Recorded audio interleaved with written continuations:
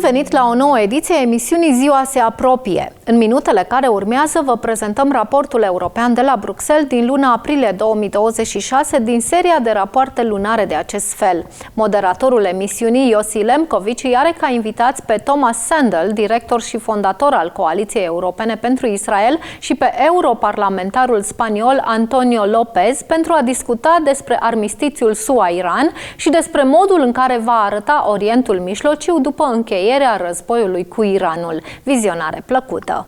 Welcome to this new edition of the European Report, where we are going to discuss what the Middle East will look like once the war in Iran is over. Of course, with the latest news, we'll also discuss what's happening with this truce between the United States and Iran for 2 weeks. We'll discuss it, of course. With us today to discuss this topic here in the European Parliament in Brussels, we have Spanish MEP Antonio López-Istúriz White, who has a long career in the European Parliament, where he has chaired the delegation for relations with Israel, as well as the network for the Abraham Accords. And today he is also involved in what is named the India, Middle East, Europe Corridor Network Initiative. He is a member of the European People's Party, EPP, political group, and a member of the influential Foreign Affairs Committee. In this position, you have also personally met many of the current leaders in the region. He will be joined by European Coalition for Israel founding director Tomas Sandell. Thank you both for joining me. My name is Yossi Lempkowicz, and this is the European Report. I will start with you, MEP Antonio López-Istúriz.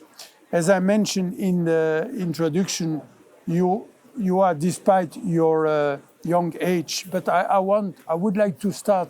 Maybe that's a good start. It's a good start. But I would like to start your reactions to the latest news about a truce. What's your first take? Pues I believe, like everybody, there is no difference nowadays between experts and people that don't know anything about what's going on. No one knows really what's going on through the mind of Donald Trump. How is he going to wake up every morning? And, we are lost. And we are talking about very serious business here, about the survival of our own democratic model, our system of liberties. And this is something that we have to treat carefully. We have to be, in one hand, strong with those who do not share our values, but at the same time, we have to use our values. This is the mixture, this is the essence that has happened in Europe since 1945, where we discovered that the use of force is not at the end the solution for anything. And also maybe that the use of the international law is what we want. But how can you do it with countries like Iran, like Russia, like China, that they don't adhere, that they don't follow these principles or this rule of law, international rule of law? These are the questions that we are making ourselves nowadays. And I would rather much prefer something more, let's say, something that our societies could accept, a solution, long-term solution, not what we are seeing nowadays, where everything changes every 2 days. This is not good for the economical stability, for the societal stability of Europe, and, believe me, in the world. Tomas Sandell, the same question. We spoke from the beginning of this war, we spoke about the possibility of a regime change in Iran. It's not happening. What's your take about this new initiative, the truce between Iran and the US? And also Israel, because they are involved. Yeah, Yossi, it's very complicated, exactly as Mr. López-Istúriz mentions. On the one hand, we are trying to behave according to a playbook which was invented after the Second World War, with a rule of law-based international system. Now everything seems to be in limbo. And I think the last thing that leading superpowers are thinking of at the moment is the people of Iran. And that's in a way the irony, because as was mentioned earlier, we have to uphold these principles that we all subscribe to, in the aftermath of 1945 with the creation of the United Nations. Now, of course, in this chaotic situation, there's a lot of discussions about how we apply international law. It was less so during the 47 years of this repressive regime, and where the most basic fundamental rights of the Iranian people have been neglected. I would like to bring into the equation this discussion that it's not only about, yes, it's about economic stability, about stability of the rule of law-based system, but what about the people of Iran? Don't they have any rights whatsoever? And then, of course, it's a complicated discussion. How can we ensure through militarily, political, diplomatic, not at least financial means, that they will have a future? MEP López-Istúriz, as I mentioned in the introduction, you are, despite your young age, I'm insisting, you are something of an EU veteran in the European Parliament. You are sitting here since 2004, yes, right? That's it. And you're also involved advancing EU relations in the Middle East. You have also appeared in this European report in the past when we discussed the nuclear threat from Iran. Given this background, did you expect this military confrontation between the Islamic Republic of Iran and Israel and the alliance between the US and Israel? Or did this came as a surprise to you? And also, I would like also to know if there is anything that Europe could have done differently to prevent this war. Well, first of all, I can understand the frustration of Israel and the United States and their allies in the question that during 50 years, the regime of Iran has been using terrorist proxies, has been, remember what's going on in Iraq, in Lebanon, in Yemen. I mean, Iran has destabilized the region during 50 years. So I guess, someone says at a certain moment, enough, especially when this country is in danger of becoming a nuclear power. And that's the red line, which was always cited even by the European Union during talks for the negotiations of the old GCPO negotiations. I can understand that frustration. Said so, if you are going to act, at least be sure that the regime is going to be removed. We have a precedent, Venezuela. Yeah. I always said Venezuela is not Iran. But even in Venezuela, Delcy Rodriguez, the representative of the Maduro regime, is still in power. And now Trump says, and this is very, I have to tell you, it's hard for me to say it. I'm half American, you said white. Yes. I'm a big supporter. I have always been, since I was born, of the transatlantic relation, of the special relation between the United States and Europe. But seeing the regime of Maduro continuing in Venezuela after removing Maduro, allowing this to happen and saying that the priority is the oil, this is a very bad precedent for what could happen in Iran. You expect people to, the people that you mentioned, Thomas, the real, people that are in need, the Iranian society, to move against, to make a coup against the regime. But what are the guarantees that you are giving them that you will help them when the moment comes?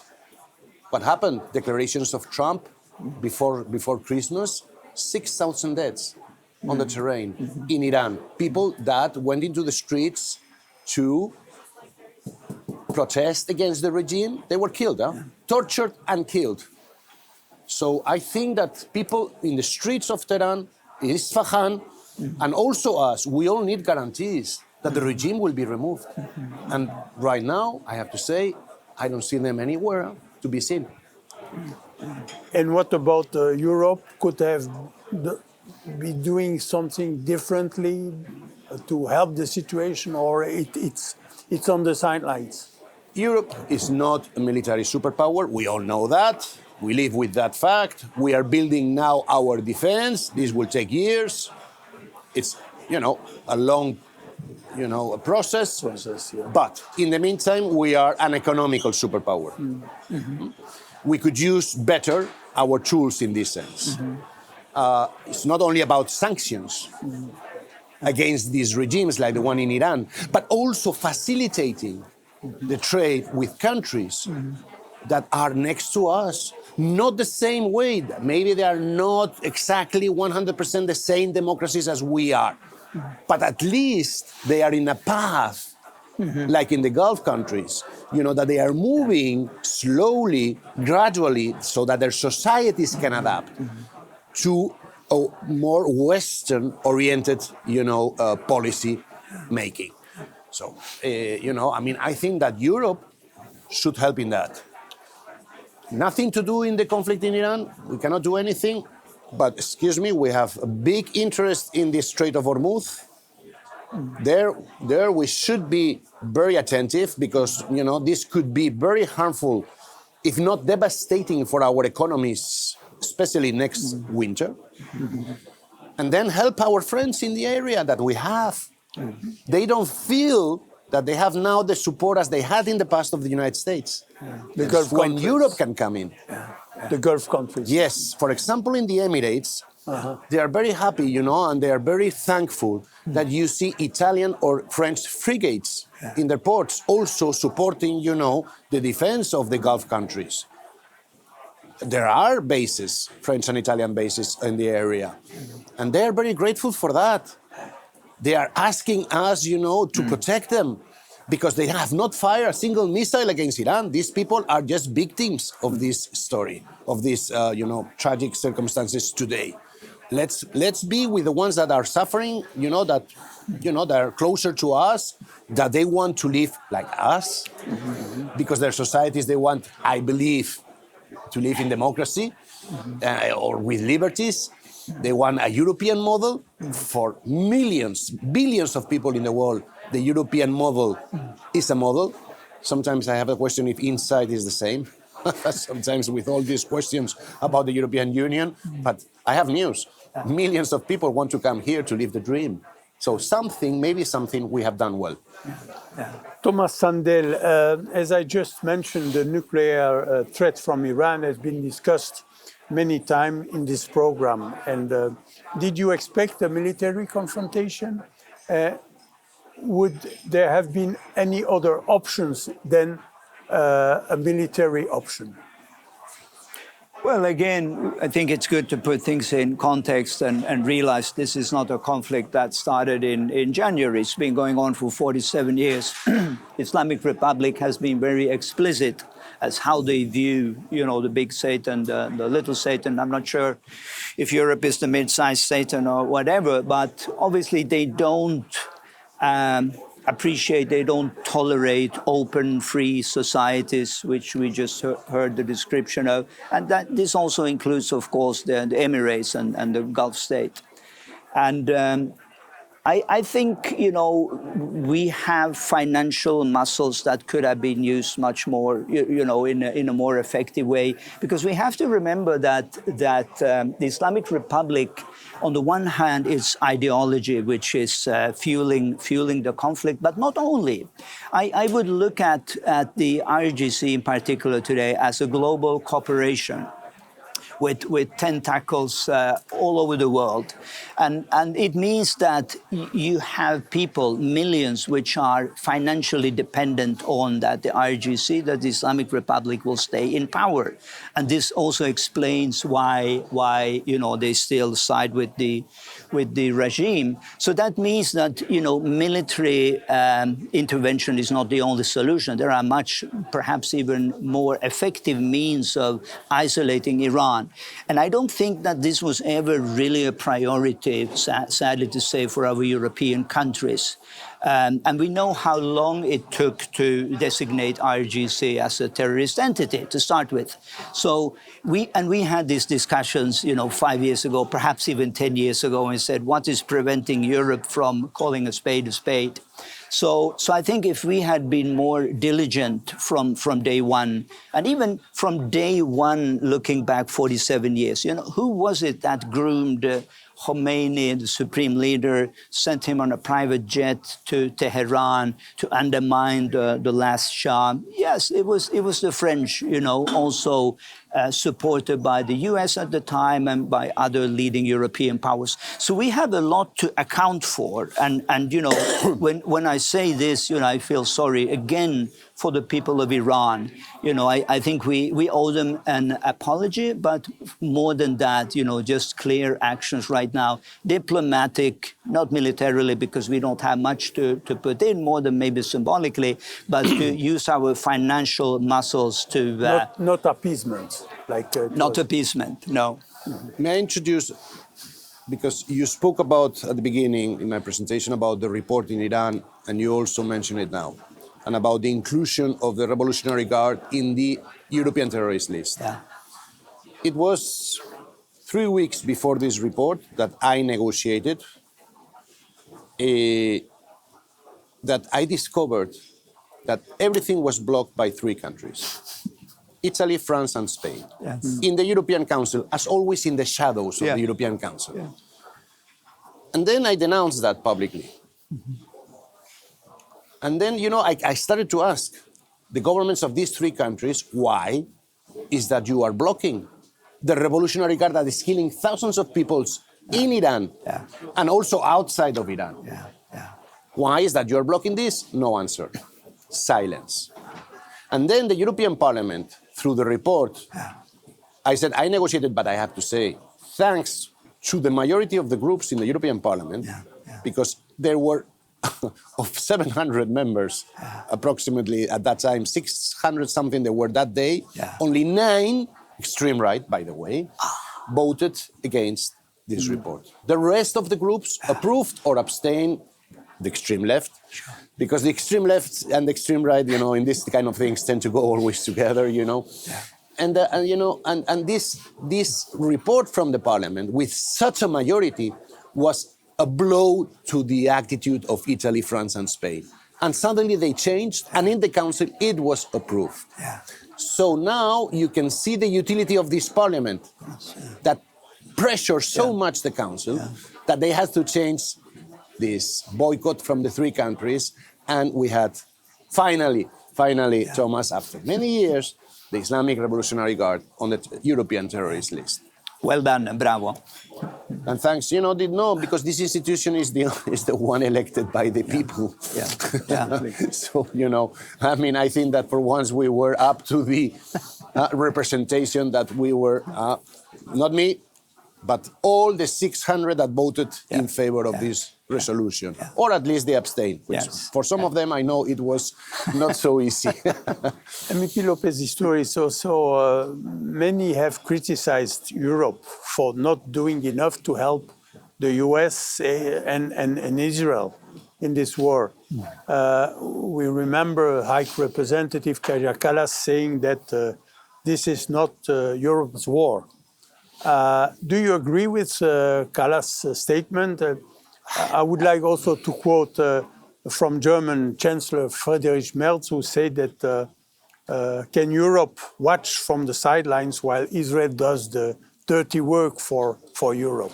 Look, if during the winter, next winter, we are found, that we have to cut electricity in many, countries in Europe because we don't have oil or gas, then I don't know if that phrase, this is not our war, will be sustained, okay? So I would rather prefer, a more, let's say, European approach. How can we be of help? With our means, which are not military. Let's face it. Our means is to support, with the economy, with doing trade, opening markets like Ursula von der Leyen is doing, and the Commission with countries in the area, bringing stability that could help could help after this so-called war, could help the stability in the region. That is our, where we should be. Have we done enough? Also the question is, we were not asked. No one asked us. No one informed us about all these initiatives, from Israel or the United States. I have to say it. I'm a big supporter of both countries. You all know that. But, excuse me, in the old times, at least, allies were informed. And also they could take their decisions in a more, let's say, informed situation. This is not the case today. And this cannot continue like this. I think that Trump finally will realize that his despise for the European Union and its institutions, can no longer be sustained. That he has to negotiate, that he has to take into account, the European Union. It's, he's a fighter. He has his character, but he's also a negotiator, as he has demonstrated every time, and I'm sure he will come to terms and he will, arrive to accept that maybe Ursula von der Leyen, Kaja Kallas, Friedrich Merz, and all the prime ministers of the European Union could be allies if you treat them with the respect that, our European Union merits. The counter-argument, of course, could be that to say that there is a big distrust, and if this was a surprise moment, that's how he planned the military attack, would he really be able to trust everyone in the room, where we know the level of distrust, but also the compliances with the other side? But I agree with you that we have to restore this trust, transatlantically. There's no other way. If you imply that he could distrust the Prime Minister of Spain, then, No names mentioned. While we are sitting here, none of us know how this war will end, but one thing is certain, that finally we hope to see a new Middle East emerging. In what way do you think that this new Middle East will be different from what we have today, Tomas Sandell? Well, I see the Middle East as a big chessboard. And like in a chess game, you move one piece, everything else suddenly changes. The constellation dynamics changes. And I think that it's for me at least, it's clear that what comes out after this Middle East will be different in a number of ways. And I just give you one example, just of recent events, how Zelensky was able to establish contacts in the Gulf states, in Saudi Arabia, through basically teaching how to shoot down the drones, and how this already have geopolitical implications for Europe, because this means that Russia is being weakened.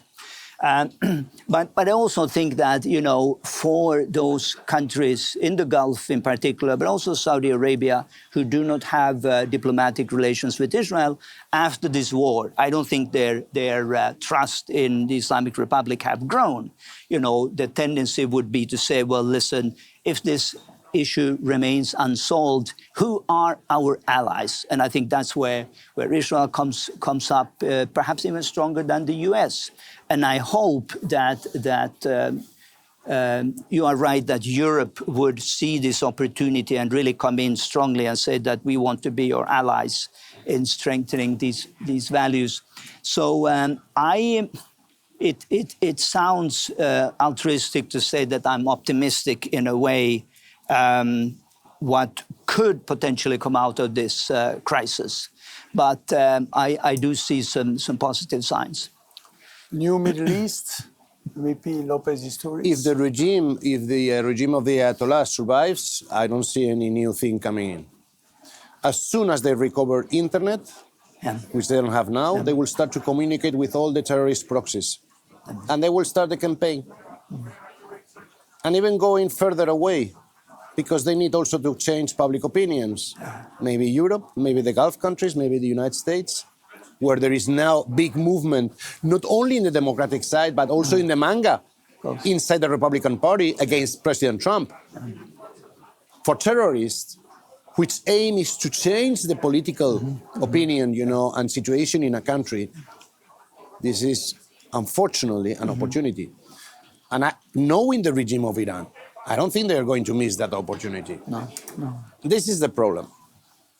For the stability of the area, you have to get rid of the regime in Iran. As long as it's there, it's not possible. Yeah. Should that be happening, then, of course, Middle East, through the Abraham Accords, could become a sort of European Union. Someone would say, oh, you are too enthusiastic. Well, who could say that about the Germans and the French 200 years ago? Yeah. That we will be sitting, they will be sitting here today together, deciding the future. Yeah. You know, I mean, more complicated things in history had happened. Huh? Yeah. Maybe I should modify what to say that I completely agree that there needs to be regime change. But realistically speaking, I think even without regime change, it will strengthen the need and the interest of seeking an alliance with Israel. We may disagree on that, but my hope, of course, is regime change, nothing else. Final question to both of you.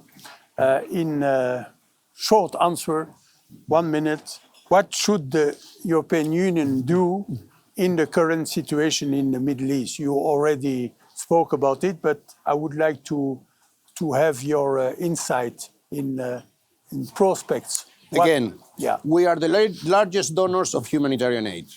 And I'm sure that in Gaza already the European Union's help is arriving. It will arrive in Lebanon. In many areas. We are the largest donors in the world as European Union and as member states inside the European Union. Good, 1 point. Second, let's also, again, as I said before, work with countries that want to be closer to us, give them the opportunity to get closer to us, you know, and let's make now trade agreements. And, you know, very commercial, like the beginning of the European Union. It was about commerce, it was about economy, and it worked.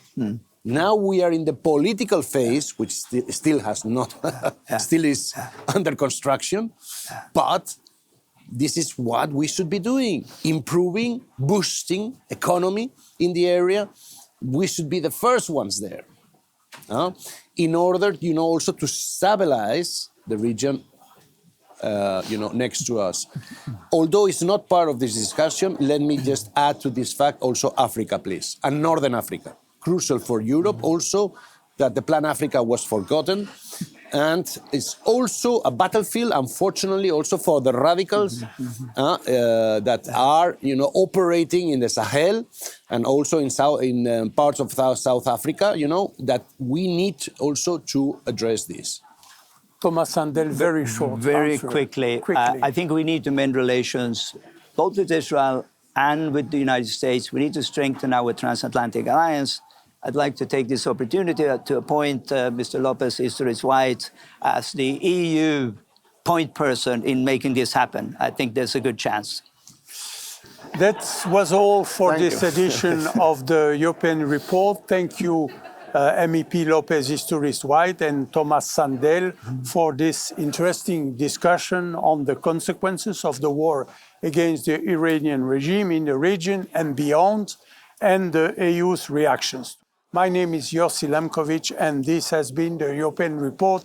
See you again next month.